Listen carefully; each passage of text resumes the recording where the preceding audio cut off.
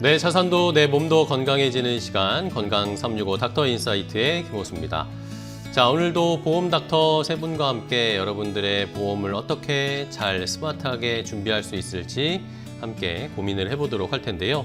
오늘은 병원비 부담을 줄여줄 수 있는 실손보험, 그리고 또 보장과 자산관리 역할을 함께하는 종신보험, 또 마지막으로 노후 생활의 기반이 되는 연금까지 하나씩 차근차근 단계별로 준비해 보도록 하겠습니다. 여러분들의 노후를 책임지는 건강 365 닥터 인사이트, 오늘 세 분의 보험 닥터와 함께 할 텐데요. 그럼 먼저 가장 첫 번째로 만나볼 보험 닥터를 화면으로 먼저 확인해 보겠습니다.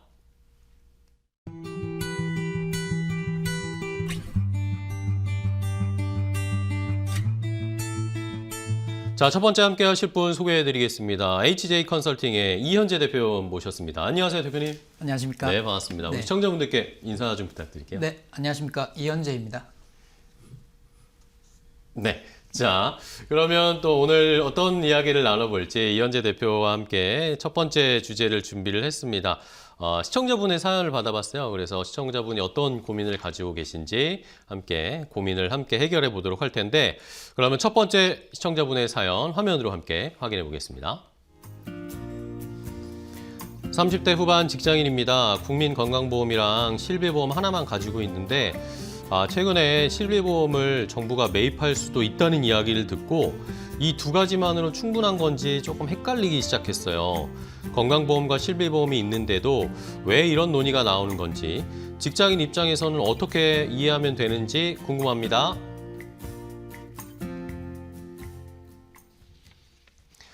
자, 시청자분의 첫 번째 사연을 들어봤습니다. 직장인 분이신데 요즘 직장인들 사이에 이런 걱정, 고민이 좀 있으신가 봐요. 건강보험도 있고 뭐 실비보험도 있는데 정부가 뭔가 다른 정책을 추진하려는 건지, 이거 어떻게 이해를 하고 저희가 어디서부터 좀 풀어나가야 될까요, 대표님? 네, 아무래도 지금 우리가 건강하면 누구나 다 걱정하고 있는 부분인 것 같습니다. 그쵸, 네. 그런데 다른 나라에 비해서 우리나라는 건강보험이 사실 굉장히 잘 되어 있거든요.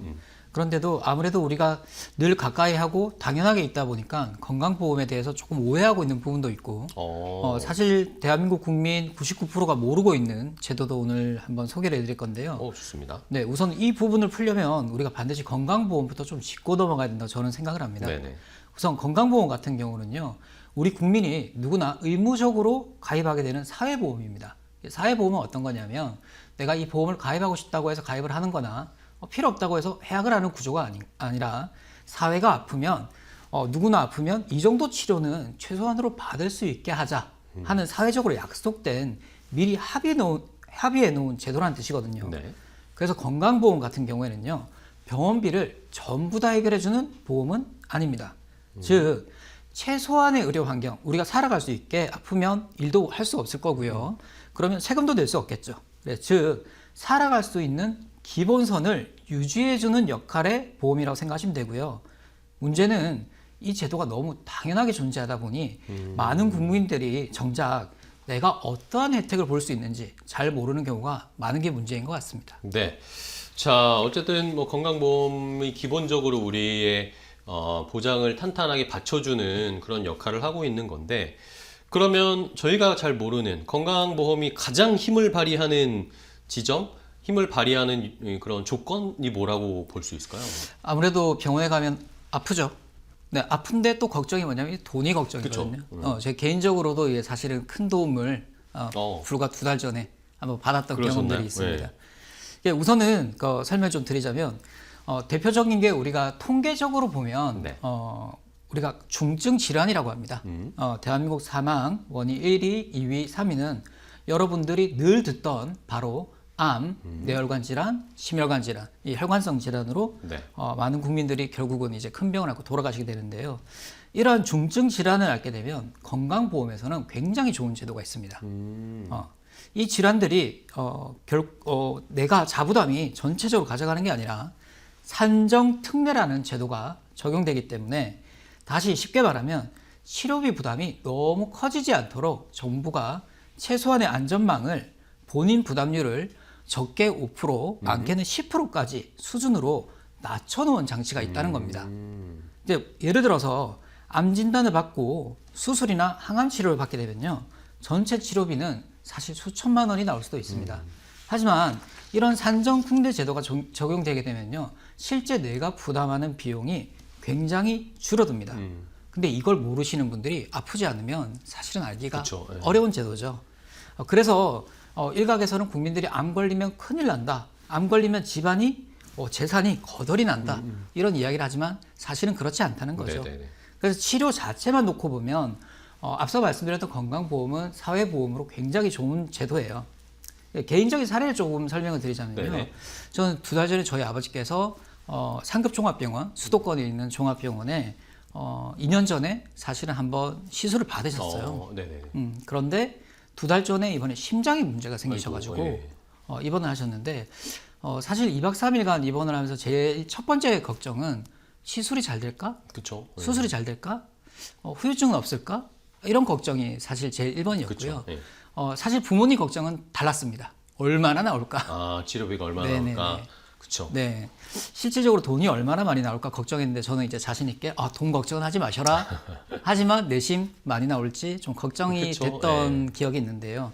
실제 저희 아버지께서 2달간 상급 대학병원에 2박 3일간 굉장히 편하게 시술도 받으셨고 정말 양질의 서비스를 받으셨지만 불과 결제할 때는 40여만 원 정도만 오, 그래요? 결제를 했습니다.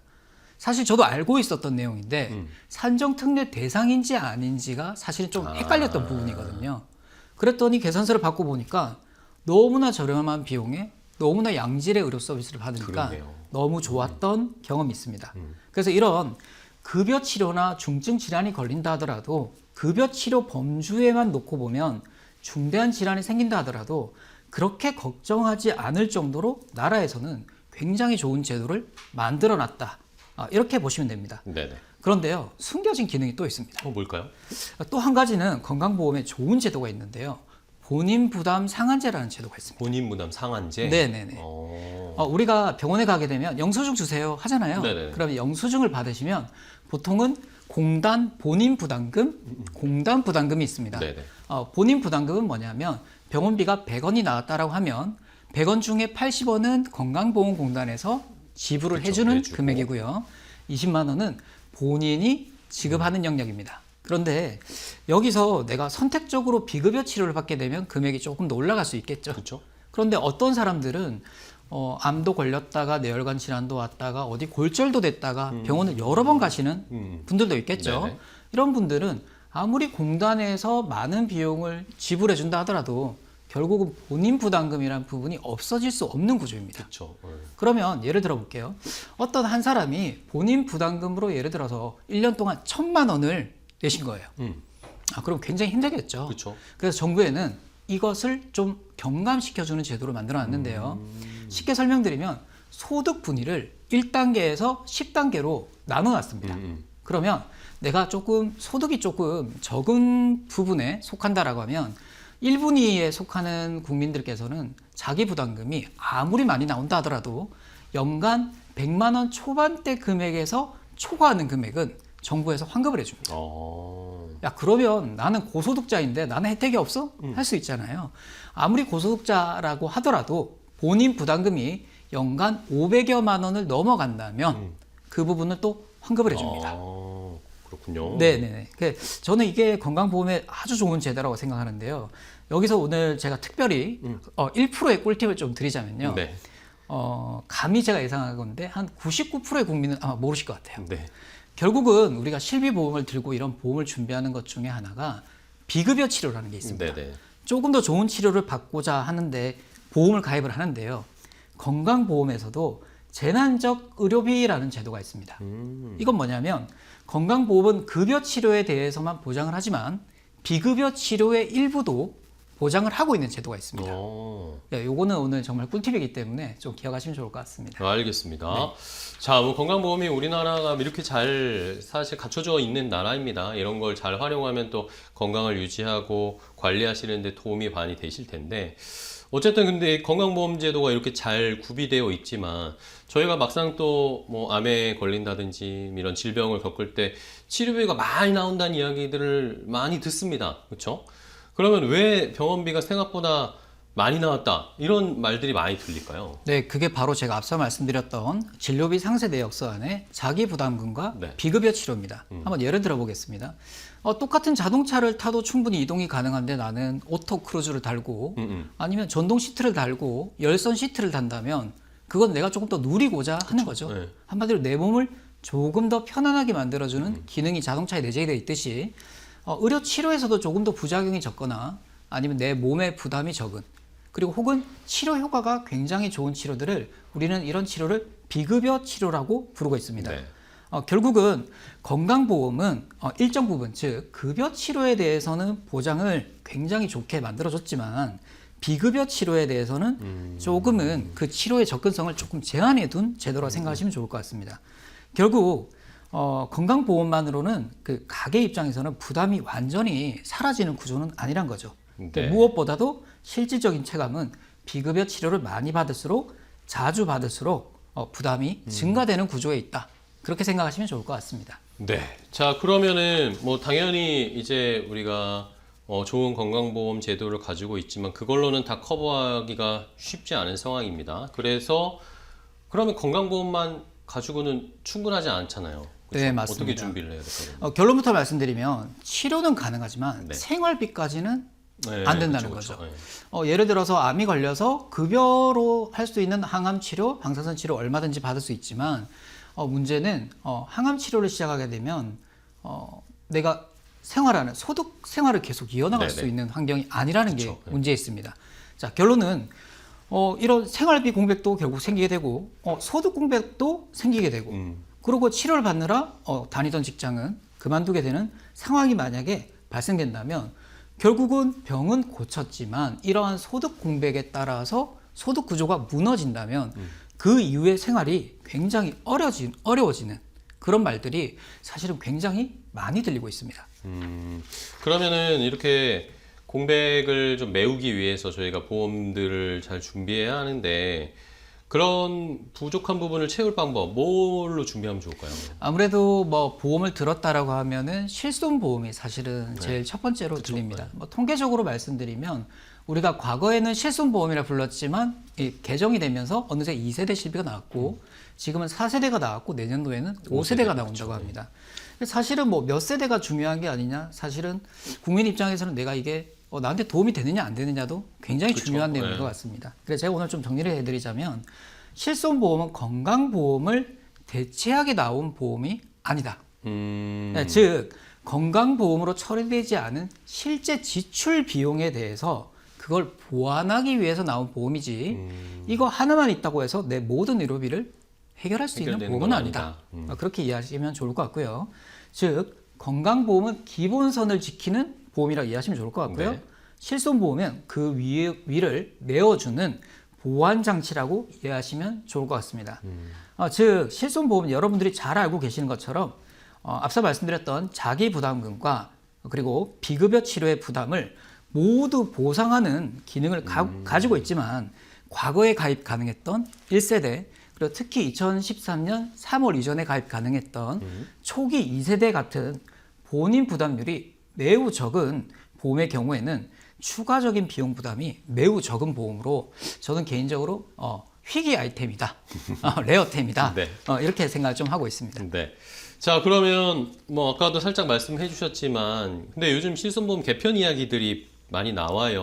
5세대도 이야기가 나오고 그러면 이제 또 이걸 내가 어떻게 지금 가지고 있는 걸 바꿔야 되나 이런 생각들도 하시는 것 같던데. 네, 실제 현장에서 사실은 뭐 암보험이니 뇌혈관 질환이니 심혈관 질환이 다 가지고 계시거든요. 근데 그 뼈대가 만약에 무너진다면 그런 보험들이 과연 중요한가라고 의문을 가지시기 때문에 아무래도 실비보험에 대해서 질문이 좀 많은 것 같습니다. 네네.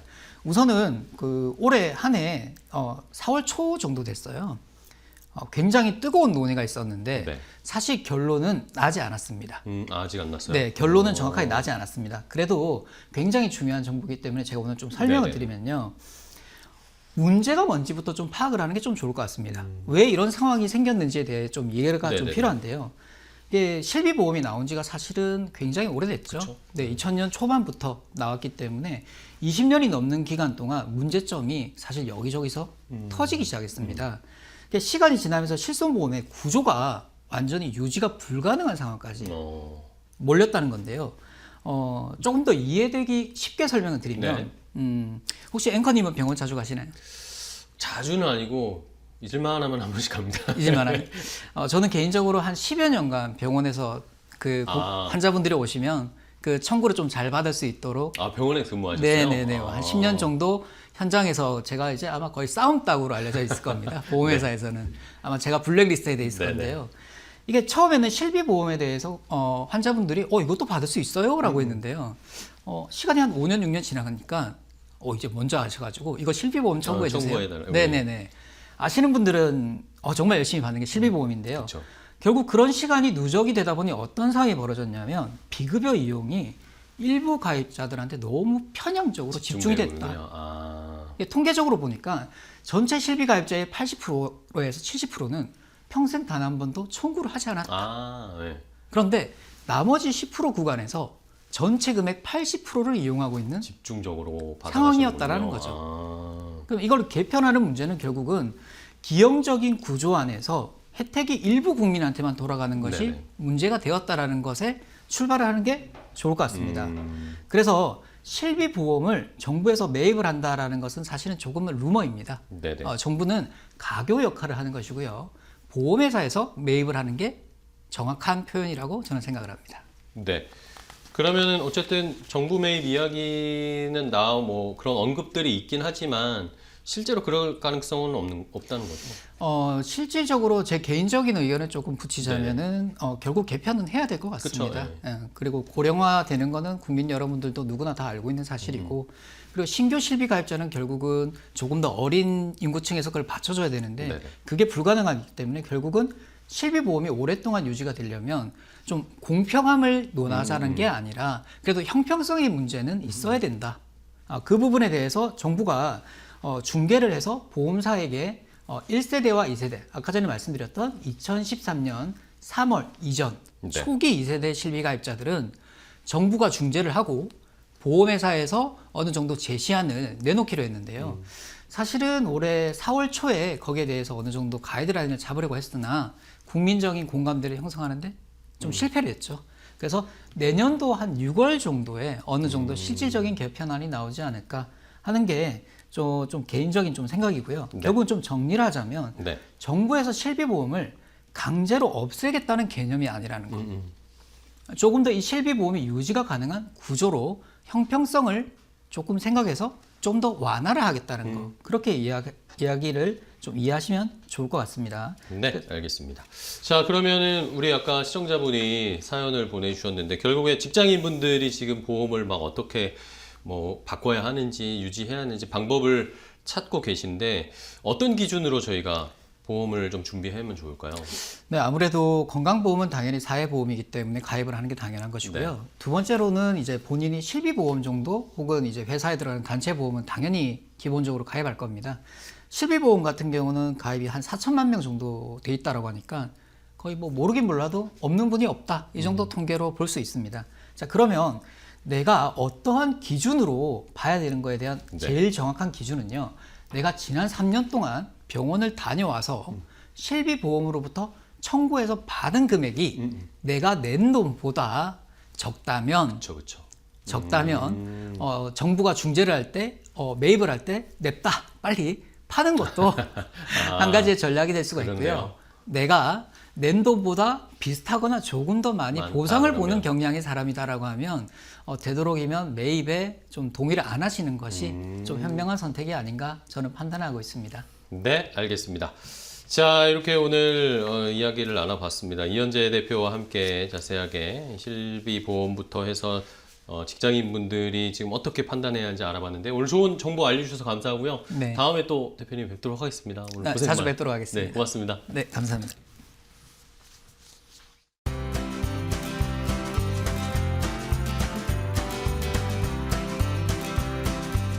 자, 건강365 닥터 인사이트와 함께하고 계신데요. 자, 이제 두 번째 전문가와 함께 또 보험 이야기 나눠보겠습니다. 어떤 보험 닥터가 기다리고 있는지 화면으로 먼저 소개해 드릴게요.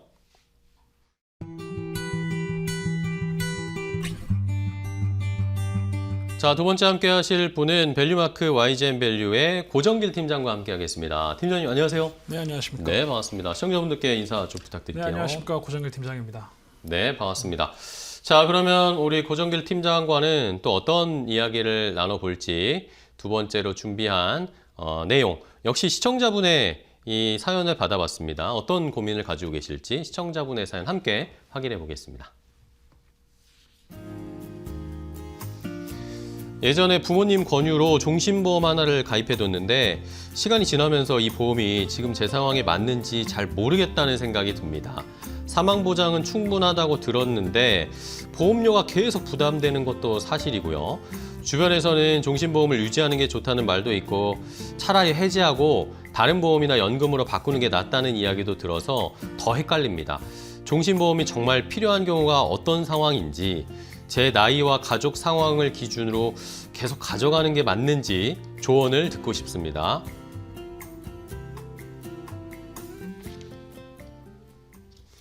자, 시청자분께서 이 종신보험을 아마 가입해 두고 계신 것 같은데 이걸 계속 유지해야 되나 아니면 다른 보험으로 바꿀까 고민을 하고 계시네요. 자, 그러면은 고정길 팀장님과 자세하게 좀 얘기를 나눠보겠습니다. 일단은 네. 종신보험에 대한 개념 좀 알아봐야 되겠죠? 네, 맞습니다. 이제 여기 사연에서도 봤다시피 네. 이게 맞는 건지 그게 가장 이제 고민이죠. 고민인 부분이어가지고 많은 분들이 이제 한 번쯤 들어보셨고 가입도 해보셨을 종신보험에 대해서 오늘 하나부터 10까지 한번 알아보려고 합니다. 네. 일단 종신보험을 알아보려면 좀 연역에 대해서 말씀을 드려야 될 것 예. 같은데 1990년대에 도입된 이후 현재까지 이게 긴 명맥을 이어온 이 종신보험이 어떻게 변해왔으며 그리고 그 배경은 무엇이며 종류에는 어떤 것이 있고 활용은 어떻게 하는지에 대해서 한번 다뤄볼 예정입니다. 네. 어떻게 보면 보험의 가장 기본적인 요소를 담고 있는 그런 보험이기 때문에 이런 종신보험을 이해하는 게 여타 다른 보험을 앞으로 이해를 하고 하는데 큰 도움이 될 거로 생각을 합니다. 네. 자, 그러면은 종신보험 본격적으로 알아볼까요? 종신보험이라는 게 예전에는 종신보험 하나씩 무조건 가지고 있어야 된다. 맞아요. 이런 네. 말들을 많이 들었긴 했는데 실제로 종신보험을 어떻게 저희가 개념적으로 이해하면 될까요? 일단 오늘 주제인 이 종신보험이 딱 한 문장으로 정리가 됩니다. 예. 그러니까 보험 기간을 한정하지 않고 피보험자가 사망을 했을 때 보험금을 100% 지급을 하는 보험 상품을 말합니다. 사실 이 한 문장이 종신보험의 전부라고 해도 좋을 것 같습니다. 네네. 근데 이렇게 한 문장으로 정리되는 그런 주제라면 제가 구태여 가지고 온 이유가 있을 텐데 네네. 그 이유를 지금부터 한번 말씀드려보려고 네, 합니다. 그래서 종신보험을 보다 좀 정확하게 이해하고 현재 상황에 접목해서 활용하기 위해서는 좀 연역을 살펴볼 필요가 있는데요. 종신보험이 우리나라에 처음 들어오게 된 게 1990년대 네네. 일반 사망보험으로 좀 들어왔습니다. 그 이후에는 이제 중대한 질병에 걸렸을 때 이제 거의 사망까지 가는 게 확실시 된 상황에서 이제 그 보험금을 선지급하는 선지급형 종신보험이 출시가 되게 되고요. 그리고 종신보험에도 이제 옵션의 개념이 좀 네네. 도입이 된 거죠.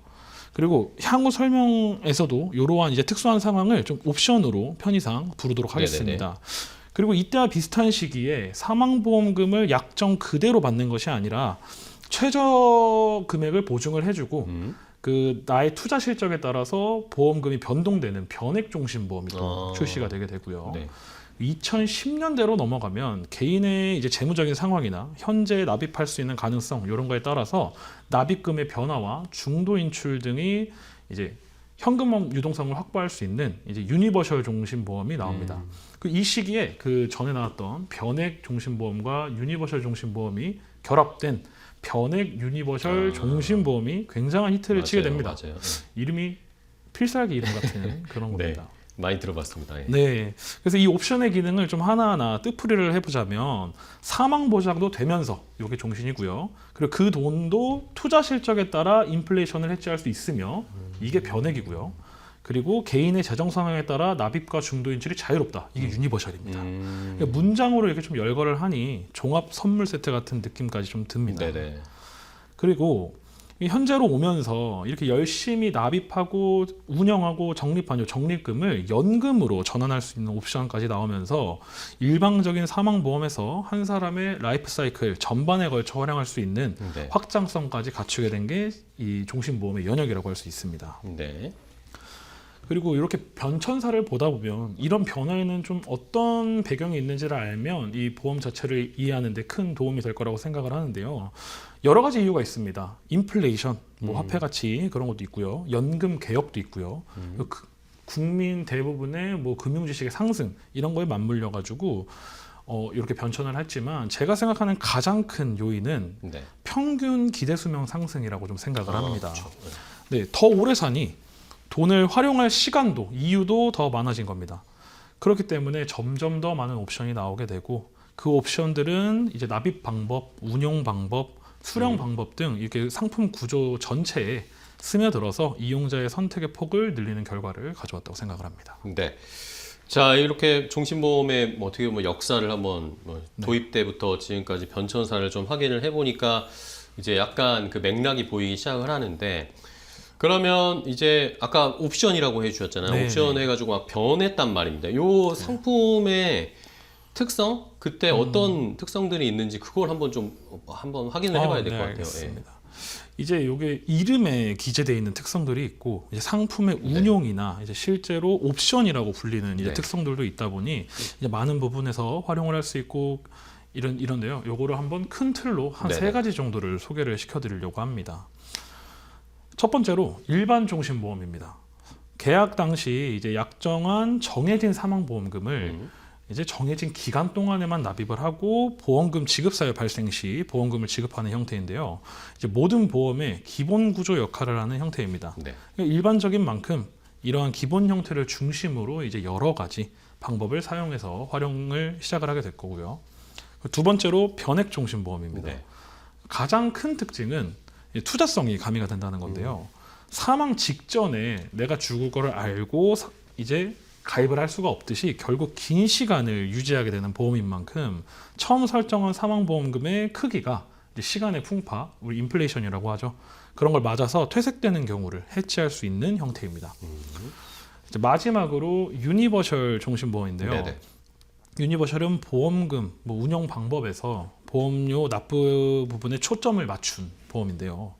유연한 납입과 또 동일하게 긴 시간이 유지되는 종신보험 특성상 약점으로 볼 수 있는 이제 현금 유동성을 해소할 수 있는 형태입니다. 이제 부수적인 옵션을 보자면 네. 좀 많습니다. 네, 적은 해지 환급금으로 이제 보험료를 좀 낮추는 저해지 환급형이라는 것도 있고요. 아예 해지 환급금을 주지 않고 보험료를 더 낮추는 무해지 환급 종신도 있습니다. 그리고 앞서 말씀드린 것처럼 중대한 질병에 걸렸을 때 사망보험금을 좀 미리 땡겨서 받을 수 있는 선지급형이 있고요. 그 사망보험금을 일정 시점에 연금으로 바꿀 수 있는 연금 전환 옵션이 있습니다. 얘는 또 뒤에 옵션이라고까지 네. 붙는 거고요. 그리고 사망 후 상속재원에 특화된 상속형 종신보험도 있고요. 물가 상승률을 고려하여 매년 사망보험금이 일정 퍼센테이지로 체증이 되는 체증형 종신보험, 그리고 사망 시점까지 내가 납입한 보험료를 기존 약정한 금액에 얹어주는 기납입 플러스, 그리고 계약 당시 내가 총 내게 될 보험료를 사망보험금에 얹어주는 총납입 플러스 등이 있습니다. 이렇게 쭉 나열하니까 정말 너무 많죠. 네, 너무 많네요. 너무 많습니다. 네. 그래서 실제로 현재 종신보험 이제 설계라고 한다면은 저는 차량 구입에 조금 비교를 드리고 예. 싶어요. 뭐 종신보험을 선택하는 게 브랜드를 결정을 하고 모델을 결정을 하고 하는 것처럼 내가 어떤 회사에 어떤 형태의 종신보험에 어떤 옵션을 넣을지가 이게 파츠를 하나하나 정밀하게 조립하는 그런 세밀한 설계가 필요하다고 저는 생각을 합니다. 네. 말씀해 주신 것처럼 저도 뭐 종신보험 하면 그냥 하나만 떡 있는 줄 알았는데 네, 그게 아니라 아닙니다. 그 안에도 세부적인 게 굉장히 많네요. 네, 맞습니다. 자, 그러면은 이걸 효과적으로 저희가 잘 조합을 하려면 결국에는 그 구조를 알아야 될 것 같아요. 네, 그래야 맞아요. 좀 조합을 만들 수 있을 것 같은데 종신보험의 구조도 한번 좀 설명 좀 부탁드릴게요. 네, 알겠습니다. 이런 옵션들이 언제 어떻게 또 적용이 되는지가 중요하다 그쵸, 보니까 구조를 좀 알 필요가 있는데요. 이제 이렇게 기본적인 보험 구조는 이제 표로 이제 나올 건데 네. 이제 보험료를 내고 운용이 되면서 어떠한 사유가 발생을 하면 보험금이 나가는 거죠. 요런 이제 구조인데요. 우리가 처음 보험료를 내면 우리는 자동이체로 나가니까 잘 모르지만은 네네. 이때부터 보이지 않는 암투가 시작이 됩니다. 네. 납입보험료에서 막 약관이 정한 사업비가 또 빠져나가고요. 여기에서 뭐 이 부분이 계약 유지비용, 뭐 책임 준비금 이런 식으로 해서 일정 부분이 빠져나갑니다. 그리고 그 빠져나간 나머지 부분으로 이제 운용이 되는 건데 이 운용 단계에서 좀 세부적인 차이가 생깁니다. 이제 외부 재원으로 이 적립금에 대한 투자가 일어난다면 이제 네. 그걸 우리가 변액 종신이라고 하고요. 그리고 납입 방법과 금액 등이 변하면 또 유니버셜 그리고 유니버셜처럼 이렇게 보험 이름에서 나타나는 특성도 이제 여기 포함이 됩니다. 이 안에서 이제 전 페이지에 열거한 이제 운영 방법들이나 이런 것들이 특성들이 시간이 지나고 여러 과정을 거치면서 이제 보험금, 해지환급금, 연금 재원의 형태로 이제 지급을 받게 되는 겁니다. 네. 그러면은 구조나 요 종류를 한번 쭉 설명을 해주셨으니까 이제는 이걸 그럼 선택을 해야 됩니다. 결국에. 네, 맞습니다. 시청자분들이나 관심 있으신 분들 선택의 기준은 뭘로 잡아서 해야 됩니까? 저는 크게 한 4가지 정도로 보고 있습니다. 네. 여러 가지 형태가 있지만은 네. 그 중에서는 결국엔 나한테 맞는 게 참 중요하다고 그쵸? 생각을 네. 하는데 그리고 이 4가지의 제 기준도 굉장히 큰 목적성 위주로 설명을 드리는 거다 보니까 네. 실제로 종신보험을 생각을 하시고 가입을 고려하실 때는 개인의 가계 상태나 라이프 사이클 등 좀 더 폭넓은 분야에도 고려가 필요하긴 합니다. 네. 일단 말씀을 드리자면 첫 번째로 이제 순수 보장입니다. 일반 그런 건강보험에 들어가 있는 사망 담보보다 사망 쪽 보장이 종신보험이 훨씬 강하기 때문에 종신보험을 선택을 하는 거고요. 네. 보통 이제 위험직군 종사자분들 그리고 남성 특히 가장들이시죠. 그리고 다자녀 결국에는 이제 생활비 쪽에 니즈가 있으신 분들이 종신보험을 순수 보장 목적으로 준비를 네. 하십니다. 그리고 두 번째는 상속입니다. 네네. 일정 이제 조건을 갖추게 되면은 네, 보장성 보험 같은 경우는 이제 비과세로 돌려지기 때문에 이제 상속 자산에 대한 세금으로 준비할 때 많이 쓰이는데요. 그러니까 세금은 결국에는 현금으로 준비를 해야 되기 때문에 이게 그쵸. 사망보험금을 받을 수 있는 보험으로 많이 준비가 되게 됩니다. 세 번째는 이제 세금인데 상속과 좀 연관된 부분이 있어요. 네네네. 비과세도 비과세지만 조금 더 들어가 보자면 이제 종신보험은 보장성 보험으로 분류가 되기 때문에 납입 금액의 일정 부분이 이제 소득공제가 됩니다. 아, 그쵸. 이런 쪽으로도 활용을 하시고요. 그리고 마지막은 이제 생활 보조 부분입니다. 뭐 중도 인출, 연금 전환 등 이제 사망 보장금을 받기 전에 네. 이제 내가 실제로 생활을 할 때 활용할 수 있는 방법이 있기 때문에 네, 사망 보장의 필요성으로 시작한 종신보험으로 이제 추후에 연금 자산의 대비까지 준비할 수 있는 이런 기준이 있습니다. 알겠습니다. 자, 그러면은 아까 시청자분도 말씀을 해주셨지만 종신보험을 나한테 잘 맞는 걸 선택하는 이제 방법론이 중요할 것 같아요. 네. 방법론. 네. 네, 맞습니다. 옷을 살 때도 이제 사이즈나 이런 게 좀 중요하듯이 네. 이 나의 나이, 상황, 뭐 방향성, 각 회사의 그쵸, 특성 네. 이런 걸 고려할 게 너무나도 많아요. 이제 표에서 보면은 보험사를 선택하는 것만으로도 이제 생명보험사가 17개나 있기 때문에 아이고, 그쵸. 이제 그 같은 돈을 내도 좀 더 나한테 맞는 걸 쓰는 게 좋을 것 같습니다. 이거는 이제 나중에 사례 뒤쪽에 있는 사례 쪽에서 이제 설명을 좀 드리면 좋을 것 같습니다. 그럼 사례로 바로 네. 이어가 볼까요? 어떤 네. 사례를 저희가 이제 상황에 따라서 좀 중점을 어디다가 두느냐도 큰 차이가 생기는데 일단 첫 번째로 가장의 사망 보장 중심. 그러니까 사망 보장이 내가 진짜 좀 필요하다. 나는 정말 죽으면 이 정도의 돈은 나왔으면 좋겠다라는 목적성으로 시작을 하면 이쪽으로 갈 것 같은데요. 제가 가장 많이 만나는 케이스이기도 합니다. 네네. 이제 보통 30대에서 50대 그러니까 한창 경제활동의 전성기를 보내시는 분들인데 네네. 대부분 한 가족의 가장이시고 그리고 슬하에 자녀도 두고 계시다 보니 만에 하나의 상황에 대비해서 가장이 세상에 떠나게 됐을 경우 남겨질 가족들의 생계와 자녀 양육 비용을 좀 준비하는 경우인데요. 이 경우는 보통 가장 연봉의 한 5배 정도의 사망보장금을 시작으로 이제 자녀들이 장성했을 시기를 계산을 해서 그때쯤부터 뭐 연금으로 전환하셔도 되고 아니면 그때쯤 뭐 목돈이 좀 필요할 것 같다라고 이제 말씀하시는 분들은 해약 환급금이 좀 높은 쪽의 플랜으로 이렇게 해서 같이 고려를 하게 되는 거죠. 그리고 두 번째로 상속의 경우인데요. 네. 보통 사업가 분들이나 이제 은퇴 시기에 있으신 분들이 이제 대부분 많이 문의를 주시는 부분입니다. 그 와중에서도 이제 부동산 상속의 경우가 이제 가장 주된 그렇죠. 사례인데요. 이제 향후 부동산의 시세는 오른다라는 전제를 가지고 계신 분들이 대부분이다 보니까 지금 당장에 부동산을 매도하고 그 현금을 상속하는 거는 좀 손해라고들 생각을 하십니다. 실제로 손해가 맞기도 하고요. 네네.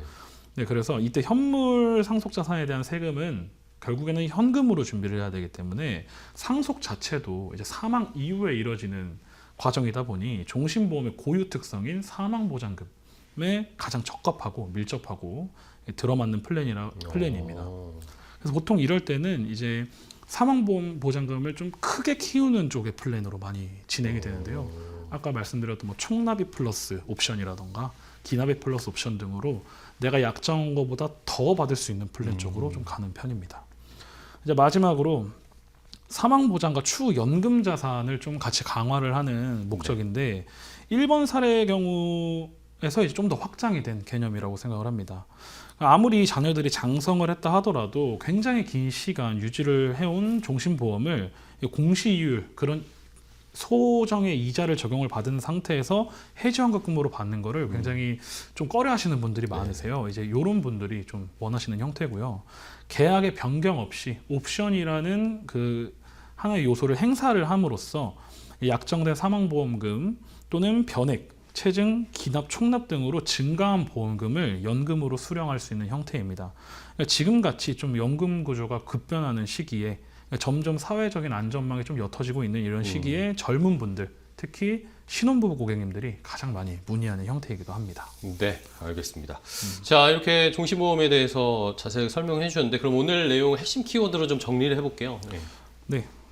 종신보험은 굉장히 이제 긴 시간의 납입과 유지로 인해서 좀 막연하게 불안감으로 좀 다가오는 이제 보험입니다. 그래서 이렇게 긴 시간 명맥을 이어온 보험이 꾸준한 수요가 있다는 것은 분명히 이점이 존재하고 대체가 어렵다는 것을 반증한다고 저는 생각을 하는데요.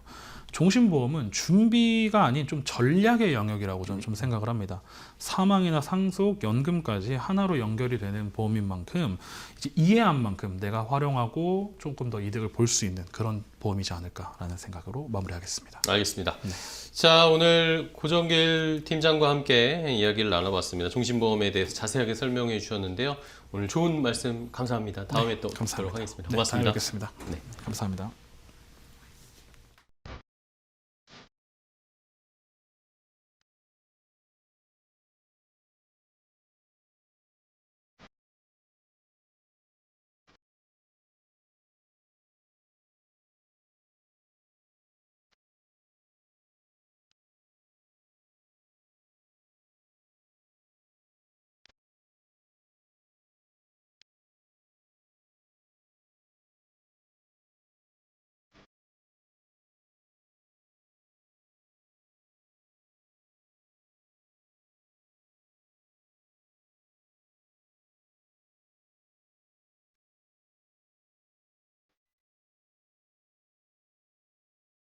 자, 이제 세 번째 출연자 보험닥터와 함께 또 보험 이야기 나눠보도록 하겠습니다. 어떤 분과 함께 할지 화면으로 먼저 소개해 드릴게요.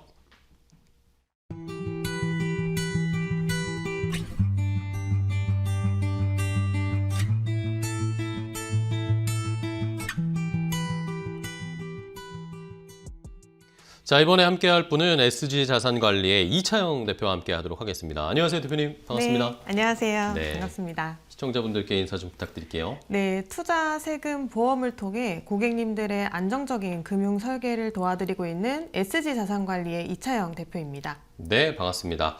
자, 오늘 또 SG자산관리 이차영 대표님과는 어떤 이야기를 나눠볼지 함께 또 이야기 주제 시청자분의 사연 역시 받아봤거든요. 어떤 고민이 있으신지 화면으로 함께 확인해 보도록 하겠습니다. 안녕하세요. 저는 올해 만 58세 중소기업에서 근무하는 직장인입니다. 최근에 국민연금공단에서 받은 예상연금 안내서를 보고 깜짝 놀랐습니다. 30년 넘게 일해왔다고 생각했는데 실제 국민연금 가입 기간은 18년밖에 안 되더라고요. 젊었을 때 몇 년은 프리랜서로 일을 했고 아이 키우느라 쉬었던 기간도 있었는데 그 시간이 이렇게 크게 영향을 줄 줄은 몰랐습니다. 이대로라면 65세부터 받게 될 국민연금이 월 90만 원 정도라고 나오는데 솔직히 이 돈으로는 생활이 걱정되거든요. 지금이라도 국민연금을 더 늘릴 수 있는 방법이 있을까요? 이미 늦은 건 아닌지 너무 불안합니다. 자, 이차영 대표님과는 국민연금 이야기를 해보겠는데 시청자분이 사연이 자세하게 말씀을 해주셨는데 30년 넘게 일했는데 이게 국민연금 가입된 기간을 까보니까 18년밖에 안 됐다 합니다.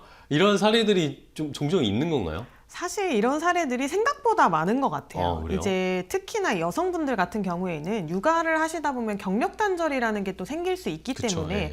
이게 막상 예상하지도 못했던 부분이라 막상 연금 수령액에 대한 부분 예상 수령액을 받아보니까 내가 생각했던 것보다 연금 수령액이 너무 적게 나와라는 거를 경험하신 분들이 생각보다 많고요. 그리고 무엇보다도 이 국민연금이 사실상 이렇다 저렇다 말은 많지만 이제 국민연금을 곧 받으셔야 되는 수령이 가까워지시는 나이이신 분들에게는 사실상 고민이실 수밖에 없거든요.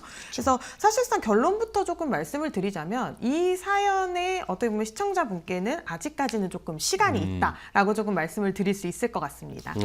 늦지 않았다. 시간이 있다. 그러면은 지금이라도 국민연금 수령액을 늘릴 수 있는 방법이 있다는 겁니까? 네, 오늘 네. 제가 그 꿀팁에 대해서 조금 말씀을 드리기 위해서 이 자리에 나온 것 네네. 같은데요. 일단은 이 사연 하나만 보더라도 국민연금 수령액을 조금 늘릴 수 있는 핵심 포인트를 제가 3가지를 조금 찝어서 설명을 드리고 좋습니다. 싶어요. 일단 첫 번째 같은 경우에는 가입 기간이 기존에 18년으로만 되어 있으셨다라고 하지만 네. 사실상 이 가입 기간을 늘릴 수 있는 방법이 있습니다. 오. 그리고 두 번째는 이 납부 예외 기간, 말씀하셨던 이 경력 단절의 기간 때문에 납부를 못 하셨던 예외가 되셨던 기간에 대한 부분도 이제 추후 납부를 통해 기간을 늘리실 수가 있고요. 그리고 연금을 조금 더 받는 수령 시점을 조금 더 연기를 해서 수령액 자체를 키울 수 있는 방법도 있습니다. 그래서 이 사연과 비슷하신 상황이신 분들이시다고 하면 오늘 방송 내용을 조금 주목을 해주셨으면 좋겠고요. 그리고 국민연금 같은 경우에 사실 정해진 대로 그대로 받으시기보다는 조금 더 전략적으로 이제 계획을 하시는 게 무엇보다 중요해요. 그렇기 때문에 오늘 제가 말씀을 드릴 수 있는 부분 같은 경우에는 국민연금 수령액을 실질적으로 올릴 수 있는 방법에 대해서 조금 설명을 해드릴 거고요. 그리고 두 번째는 내 나이에 따라서 어떤 선택을 했을 때 수령액을 조금 더 올릴 수 있는지, 그리고 마지막으로 국민연금으로 부족한 부분을 어떻게 채울 수 있는지 이 3가지를 좀 중점적으로 설명을 드리겠습니다. 네, 알겠습니다. 관심이 확 가는데요. 네. 자, 그러면은 첫 번째 일단은 가장 시청자분이 말씀하셨던 거 단도직입적으로 18년에 지금 책정이 되어 있는데 이걸 어떻게 늘릴 수 있는 방법이 뭐예요? 네, 일단 늘릴 수 있는 방법을 왜 이제 가입 기간을 늘려야 되는지를 좀 중점을 보셔야 네네. 될 것 같은데요. 사실 국민연금 같은 경우에는요, 우리가 오래 살아서 오랫동안 받는다고 해서 수령액이 늘어나는 건 사실상 아니고요. 네네. 국민연금 수령액을 늘릴 수 있는 가장 핵심 키워드는 사실 가입 기간입니다. 기간을 늘리는 게 굉장히 중요해요. 그렇기 때문에 이 가입 기간을 어떻게 늘리는지도 중요하지만 가입 기간을 늘렸을 때에 대한 효과도 굉장히 중요한데요. 국민연금 사실 이제 보시면 아시겠지만 18년 동안 가입하신 분하고 28년 동안 가입하신 분이 기간은 달라도 소득이 똑같다라고 했을 때는 기간이 조금 더 기신 분이 아무래도 연금 수령액이 더 높을 수밖에 없습니다. 그래서 가입 기간을 10년만 늘린다라고 해도 연금 수령액이 3에서 40% 가까이 차이가 난다라는 게 이제 결과가 나왔거든요. 그래서 자료를 보시면 아시겠지만 월 소득이 100만 원이신 분과 200만 원이신 분이 두 분이 있으시다라고 했을 때 네. 사실상 나는 수령액이 더 높으니까 더 많이 받는 거 아니야? 라고 생각을 하실 수 있지만 오히려 소득이 적으신 분이 가입 기간이 더 길다라고 했을 때는 적으신 분이 훨씬 더 수령액은 높을 수 있습니다.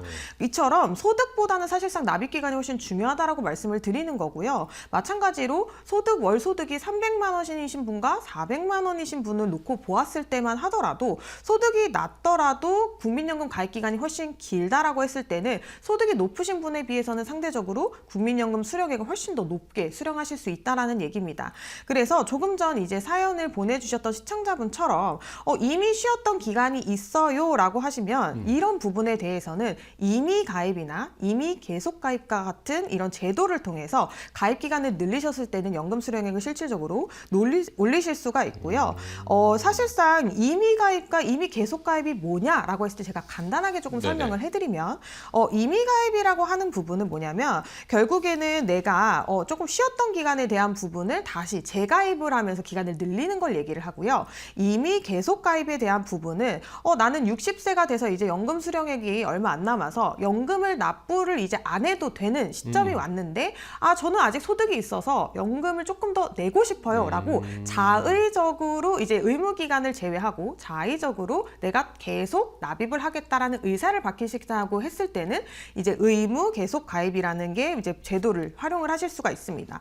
그렇기 때문에 이 가입 기간이 20년 미만이신 분들, 20년이 안 되신 분들 같은 경우에는 이 이미 가입이나 이미 계속 가입 같은 제도를 통해서 사실상 활용을 조금 하셨을 때는 국민연금을 수령하시는 이 어떻게 보면 구조 자체가 조금 다르다는 걸 경험하실 수 있을 것 같습니다.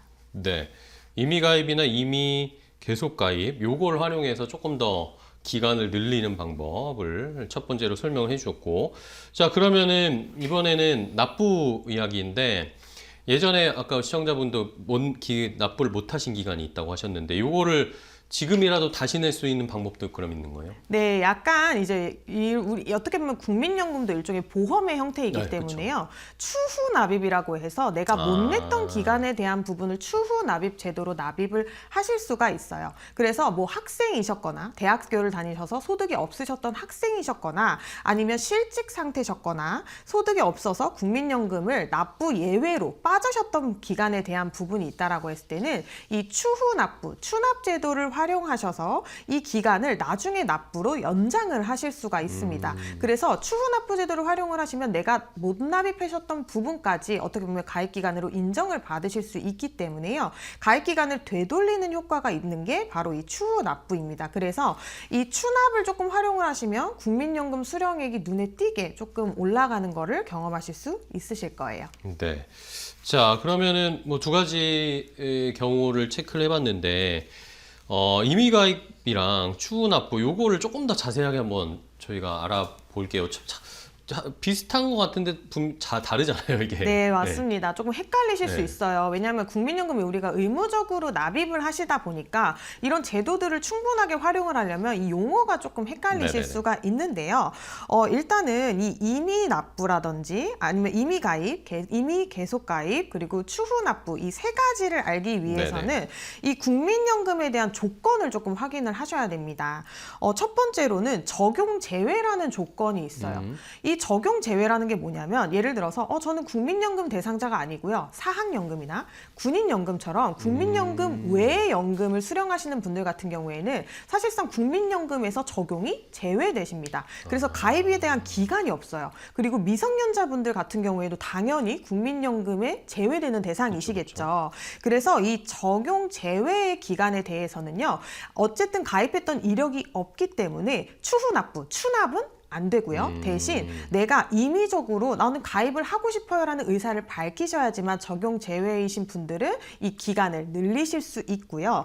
이 추후 납부 같은 경우에는 이 납부 예외에 대한 부분을 조금 주목을 하셔야 네네. 됩니다. 조금 전에 말씀을 드렸던 것처럼 이제 우리 사연의 주인공님처럼 소득이 없었어요. 그래서 내가 납입을 할 수 없는 상황이었어요. 근데 대상자는 맞아요. 이전에 가입을 했던 이력이 있어요 라고 하시면 납부 예외에 포함이 됩니다. 그래서 뭐 예를 들어서 실직 상태거나 아니면 내가 자영업자인데 폐업 상태거나 휴업 상태거나 이것처럼 가입자로 유지가 되고는 있는데 소득이 없어서 납부 금액이 0원이에요 하시는 분들은 이 납부 예외 기간에 들어가게 되는데요. 납부 예외는 가입자이긴 하기 때문에 이거는 이미 가입처럼 뭐 내가 따로 가입을 하셔야 되는 게 아니라 이미 가입이 되어 있기 때문에 납입을 못 하셨던 기간만큼만 추후에 납부를 하시면 되는 겁니다. 그리고 이제 세 번째 같은 경우에는 가입 자격 상실에 대한 부분인데요. 이 부분은 뭐냐면 예를 들어서 외국인이시거나 아니면 나는 국민연금을 이미 수령을 하고 있다라던가 이런 식으로 내가 당장 이 가입을 할 이유가 없으신 분들, 자격이 없으신 분들에 대해서는 이 가입 자격 상실에 대한 부분으로 해당이 됩니다. 그래서 이 추납도 사실상은 어렵고요. 어떻게 보면 다시 가입을 하셔야 되기 때문에 이미 가입에 대한 부분으로 조금 해당이 된다. 이렇게 세 가지로 정리를 하셔야지만 조금 이해가 되실 것 같습니다. 알겠습니다. 적용 제외, 납부 예외, 가입 자격 상실 요 세 가지를 좀 구분을 해야 되는데 그러면은 이게 이 조건에 따라서 가입 인정 기간을 늘릴 수 있는 방법도 다른 건가요? 네, 맞습니다. 그래서 예를 들어서 임의 가입 같은 경우에는요, 임의 가입, 임의 계속 가입, 뭐 추후 납부 이렇게 세 가지에 대한 부분으로 제도를 말씀을 드렸는데 임의 가입이라는 것은 말 그대로 내가 원해서 가입을 하는 겁니다. 이제 국민연금 같은 경우에는 보험처럼 생각을 하시면 되는데요. 보험도 내가 원하는 대로 가입을 할 수가 있잖아요. 네네. 이 임의 가입도 결국에는 이러한 제도예요. 그렇기 때문에 내가 이제까지는 자격이 없어서 전업주부셔서 아예 그냥 내가 직장을 다녀보신 적이 없거나 아니면 뭐 프리랜서, 학생 아니면 경력 자체가 아예 단절이 돼서 이 국민연금에 대한 가입이 없으셨던 분들 아니면 가입이 중간에 끊기셨던 분들 같은 경우에는 다시 재가입을 해야 된다라고 생각을 하시면 돼요. 그렇기 때문에 기본적으로 납부 예외가 아닌 자격이 기본적으로 상실이 되셨던 분들, 적용이 제외되셨던 분들만 이 임의 가입이 가능하다라고 보시면 될 것 같고요. 임의 계속 가입 같은 경우에는 60세, 그러니까 내가 국민연금 받기 전에 이제 납입을 그만해야 되는 그 시점이 60세부터 해당되는 제도라고 보시면 됩니다. 그래서 임의 가입이긴 한데 내가 계속 납부를 하겠다라는 의미를 부여하기 때문에 임의 계속 가입 이렇게 보시면 될 것 같고요.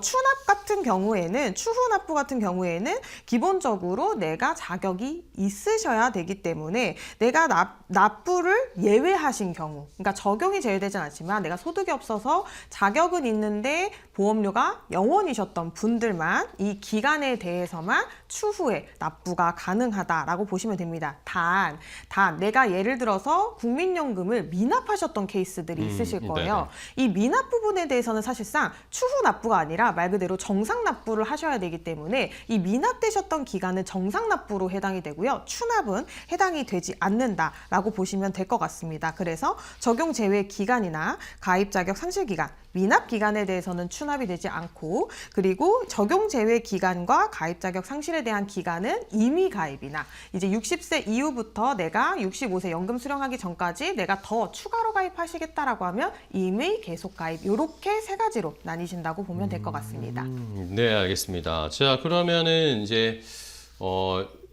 기간을 좀 더 늘린다거나 또 추가로 납부를 해서 조건을 만드는 방법을 알아봤고 납입 기간 이런 것도 중요하지만 결국에는 이걸 내가 언제부터 받느냐도 중요하다고 들었어요. 네. 아무래도 연금을 내가 조금 더 뒤로 미루실 수도 있고요. 네네. 오히려 내가 소득이 없어서 당겨서 받으시는 케이스들도 있으세요. 이 두 가지 제도도 있는데요. 먼저 내가 연금을 조금 뒤로 연기하겠다. 연기연금이라는 제도가 있거든요. 나는 아직 소득이 있어서 연금을 조금 뒤로 미루고 싶어요 하는 케이스들은요. 뒤로 미루는 대신에 연금 수령액이 올라갑니다. 그래서 수령 시점을 늦추면 연당 매년 7.2%의 연금 수령액이 올라가는 효과를 보실 수가 있어요. 근데 여기에서 단점은 뭐냐면요. 연금 수령 기간을 많이 늦출 수는 없고요. 사실상 최대는 5년입니다. 그래서 내가 65세부터 70세까지는 이 연금 수령에 대한 부분을 연기하실 수가 있어서 이 연기를 하셨을 때는 아무래도 연금 수령에 대한 금액이 올라가는 효과가 있다 보니까 내가 소득이 있어서 당장 연금을 수령 안 해도 돼 라고 하시면 연기연금 제도를 활용하시면 좋을 것 같고요. 반대로 만약에 내가 연금을 나는 지금 당장 받아야 될 것 같아. 소득이 조금 불안정해 네네. 라고 하시면 이 연금을 어떻게 보면 보면 당겨서 받으실 수 있는 제도가 있습니다.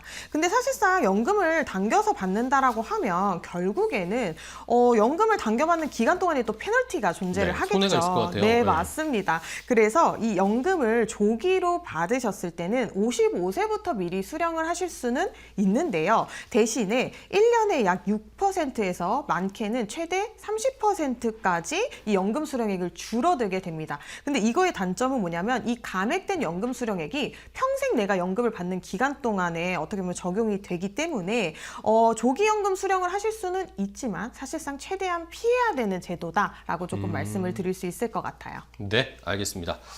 자, 이렇게 오늘 이차영 대표와 함께 연금, 국민연금을 어떻게 효율적으로 운영하면서 많이 받을 수 있을지 알아봤습니다. 오늘 좋은 정보 주셔서 너무 감사하고요. 대표님, 다음에 또 기회 되면 뵙도록 하겠습니다. 고생 많으셨습니다. 감사합니다. 고맙습니다.